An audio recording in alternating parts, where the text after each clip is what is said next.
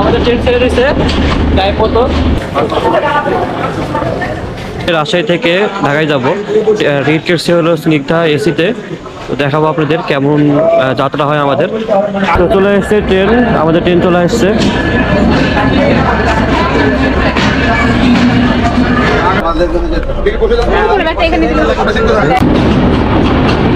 আমাদের ট্রেন ছেড়ে দিচ্ছে টাইম মতো। বনলতা ট্রেনে রাজশাহী থেকে ঢাকা স্নিগ্ধা এসির ভাড়া 725 টাকা করে। ঠিক সকাল 7টার সময় এই ট্রেন রাজশাহী থেকে ঢাকার উদ্দেশ্যে ছেড়ে যায়। দুই পাশে চলন বিল, মাঝখান থেকে ট্রেন চলে যাচ্ছে।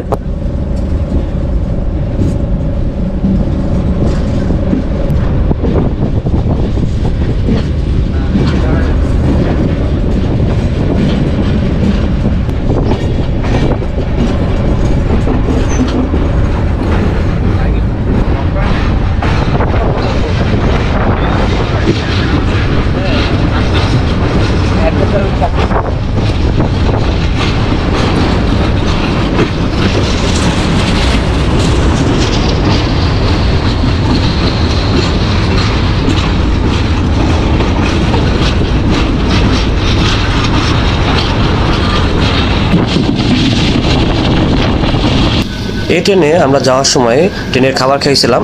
দেখতে পাচ্ছেন খাবারটা কিন্তু অনেক কোয়ালিটিপূর্ণ ছিল আর দামও সাশ্রয়ী। খাবারের প্যাকেটে ছিল হলো চিকেন ফ্রাই, স্যান্ডউইচ। অন্যান্য ট্রেনের খাবারগুলো কিন্তু এত মানসম্মত হয় না। এই ট্রেনের খাবার ছিল মানসম্মত, আমার কাছে ভালো লাগছে। দেখতে পাচ্ছেন প্যাকেটটা।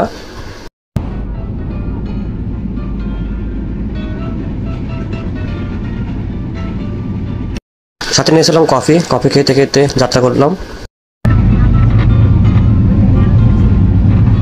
কফি শেষ না করতে করতে চলে আসলাম যমুনা সেতুতে। যমুনা সেতুর আগের মুহূর্তে আর যমুনা সেতুর উপরে ট্রেন ভ্রমণ কিন্তু আসলে খুবই মজার। আপনাদের কার কার ট্রেনে যমুনা সেতু পার হওয়ার এই মুহূর্তটা ভালো লাগে সেটা জানাবেন কমেন্ট করে।